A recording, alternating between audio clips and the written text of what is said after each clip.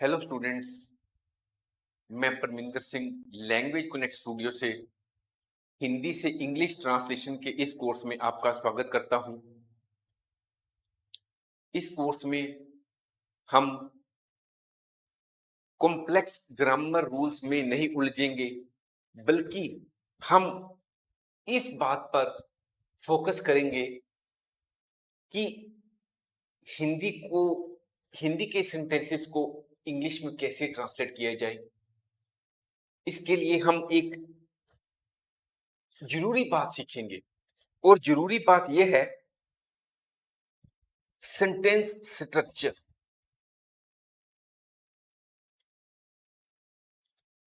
वाक्य बनाने का तरीका। इंग्लिश और हिंदी में वाक्य बनाने का तरीका यानी कि सेंटेंस स्ट्रक्चर डिफरेंट होता है। अगर हम हिंदी की बात करें तो उसमें जो सेंटेंस का स्ट्रक्चर यानी कि सेंटेंस बनाने का जो तरीका होता है वो होता है सब्जेक्ट, ऑब्जेक्ट और वर्ब। यानी कि पहले सब्जेक्ट आता है हिंदी में, फिर ऑब्जेक्ट आता है, फिर बाद में वर्ब आता है।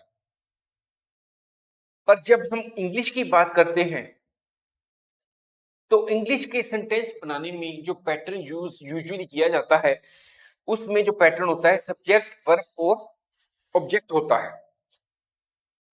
इस बात को हम एक सेंटेंस के रूप में समझते हैं। हम एग्जांपल लेते हैं, पक्षी दाने खाता है। अगर हम इसको इंग्लिश में ट्रांसलेट करें तो आता है द बर्ड ईट्स ग्रीन्स। अगर हिंदी के वाक्य की पहले बात करें तो वहां पर लिखा है पक्षी दाने खाता है। पक्षी क्या है? सब्जेक्ट। दाने क्या है? ऑब्जेक्ट जिसकी बात की जा रही है। और खाता है क्या है? वर्ब। अगर हम इसको इंग्लिश में देखते हैं तो लिखा हुआ है, यानी कि ट्रांसलेशन इंग्लिश में बनती है द बर्ड ईट्स ग्रीन्स। यहां पर जो द बर्ड है ये सब्जेक्ट है। ईट्स जो हिंदी में खाता है वो इंग्लिश में लिखने में बन जाता है ईट्स। वो क्या है? वर्ब। और जिस वस्तु के बारे में हमने बात की है हिंदी में, दाने, वो इंग्लिश में बन जाता है ग्रीन्स। और ग्रीन्स क्या है? वर्ब। ग्रीन्स क्या है? ऑब्जेक्ट। सो इन दोनों वाक्यों को, हिंदी और इंग्लिश के वाक्यों को अगर आप दोनों को देखेंगे तो आपको पता लग जाएगा कि हिंदी में जो वर्ब था वो आखिर में था, लास्ट ऑफ द सेंटेंस में था। हम यहां पर सिंपल प्रेजेंट टेंस ले रहे हैं,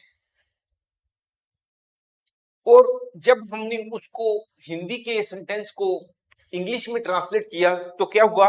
जो वर्ब था वो सब्जेक्ट और ऑब्जेक्ट के बीच में आ गया, in the middle of the sentence. So हमने इसी जो पैटर्न है, जो वाक्य लिखने में जो शब्दों का क्रम है, सीरियलिज्म ऑफ द वर्ड्स, इसी को हमने आज समझना है। हम इसके लिए हिंदी के आसान से वाक्य लेंगे और इसको उनको इंग्लिश में ट्रांसलेट करेंगे। कोई भारी भरकम इंग्लिश के ग्रामर रूल्स हम नहीं लेंगे।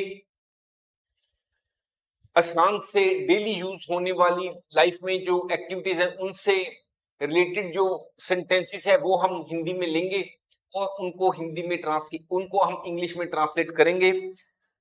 तो चलो आइए आज हम इंग्लिश सीखने के इस सफर को शुरू करते हैं। Thank you for watching. Keep practicing what you learn today. See you in the next